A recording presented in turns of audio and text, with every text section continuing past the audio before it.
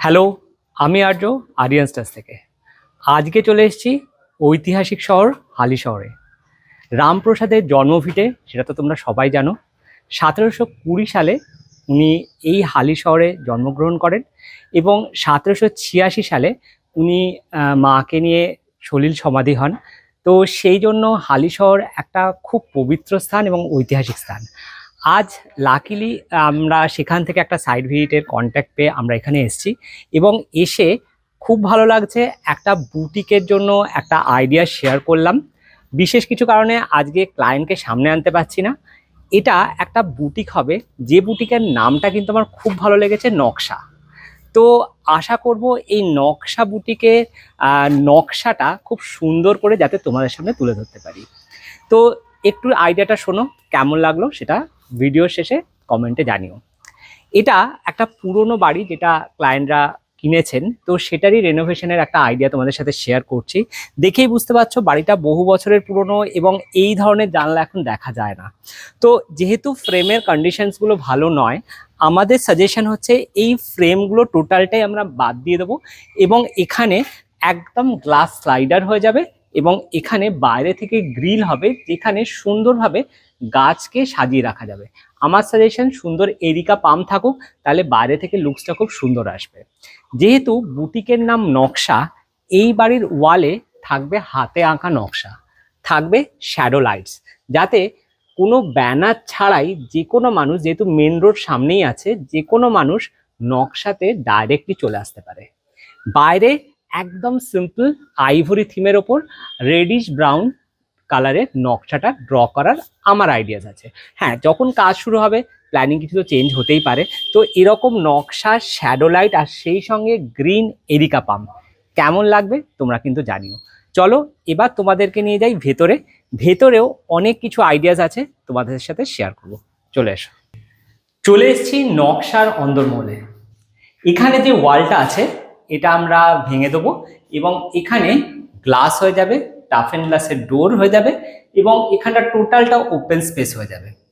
এখানে যে জানলাটা আছে এই জানলাটা এবং পাশের জানলাটা বন্ধ হয়ে যাচ্ছে এবং সুন্দরভাবে পুট্টি করে কালার হয়ে যাচ্ছে।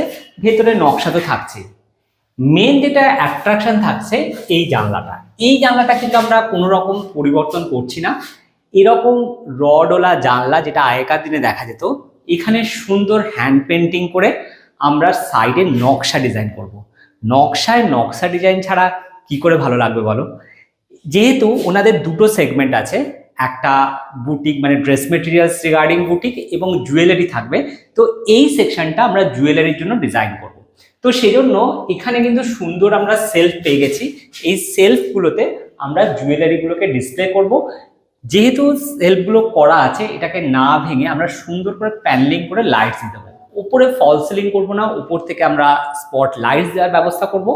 কেসিং হয়তো একটু দেখা যাবে, কিন্তু পুরোনো বাড়ির পুরোনো থিমটা আমরা রাখতে চাইছি। এখানে ব্যাকে আমরা দেব সেলফ, কিছুটা গ্লাস, কিছুটা কভার, আর সামনে থাকছে বড় একটা কাউন্টার, যাতে তোমরা যখন নকশায় আসবে এখানে যারা রিপ্রেজেন্টেটিভ থাকবে নকশার, তোমাদের সুন্দর সুন্দর জুয়েলারি যাতে তোমাদেরকে দেখাতে পারে। আইডিয়াটা কেমন লাগলো? চলে আসছি নেক্সট সেগমেন্ট, যেখানে ওনাদের মেন বুটিকের পোর্শনটা থাকবে। চলে এসো। চলে এসছি নেক্সট সেগমেন্ট, যেখানে ওনাদের ড্রেস মেটেরিয়ালস থাকবে। প্রথমেই দেখাচ্ছি ফ্লোরটা। এরকম লাল কালো মেঝে বহু বছর আগে আমরা দেখতে পেতাম, এখন পাই না। এইরকম লাল কালো মেঝে পেয়ে আমার মনটা খুশি হয়ে গেছে, কারণ মেঝেতেও আমরা এরকম নকশা ডিজাইন করব। কিভাবে করব, কাজ যখন হবে অবশ্যই শেয়ার করব। এই ওয়ালটাতে আমরা সেলফ দেব, যেখানে সাফিসিয়েন্ট জিনিস স্টোর করা যাবে। সেই সঙ্গে সামনের যে পোর্শনটা থাকছে এখানে একটা বড় কাউন্টার থাকবে, ওনারা যাতে সমস্ত ড্রেস মেটেরিয়ালস যারা তোমরা আসছো তোমাদেরকে সুন্দরভাবে দেখাতে পারেন।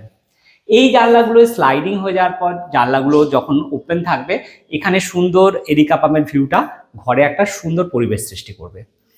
এই জায়গাটাতে আমরা ঠাকুর রাখার জায়গা করব, সঙ্গে একদম হাতে আঁকা আলপনা ডিজাইন করব। একদম অন্যরকম একটা ভাইবস দেবে, আর পাঁচটা বুটিকের থেকে একদম আলাদা। অবশ্যই জানলায় এখানে রোদ আসার কোনো ব্যাপার নেই। আমরা লাল পাড় সাদা শাড়ি যেটা ঠাকুরকে আমরা দিই পুজোতে সেই রকম কোনো কার্টেন ইউজ করতে পারি। এক্ষেত্রে একটা কথা বলে রাখি, যেহেতু এটা পুজোর শাড়ি, এটা কিন্তু খুব পাতলা মেটেরিয়ালসে আসে, সেজন্য যদি কারোর রোদ প্রোটেক্ট করার পারপাস থাকে তাহলে কিন্তু এটা কাজে লাগবে না। তো সেজন্য আমরা ক্লায়েন্টের সাথে আগেই কথা বলে জিজ্ঞাসা করলাম, শুধুমাত্র ডেকোরেশন পারপাসে এটা কিন্তু ব্যবহার করা যেতে পারে, রোদের পারপাসে এটা কিন্তু ব্যবহার করা যাবে না। কিন্তু অবশ্যই লুকসটা কিন্তু খুব ভালো লাগবে এবং অবশ্যই সবসময় একটা পুজো পুজো থিম থাকবেই। এখানেও একটা কাউন্টার হবে এবং থাকবে স্টোরেজের জায়গা, ট্রায়াল রুম তো থাকছেই।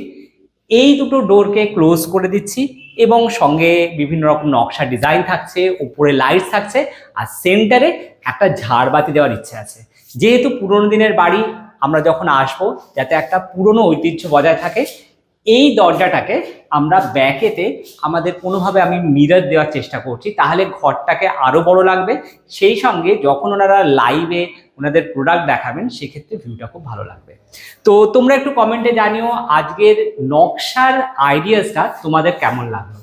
যদি তোমাদের মাথায় কোনো আইডিয়াস থাকে অবশ্যই তোমরা জানাতে পারো, আমরা নিশ্চয়ই চেষ্টা করব তোমাদের আইডিয়াসটা মাথায় রেখে নকশাকে আরো সুন্দর করে সাজিয়ে তোলার। আজকে আসি, দেখা হচ্ছে তোমাদের সাথে তোমাদের ফ্ল্যাট অথবা বাড়িতে। ততক্ষণের জন্য টাটা।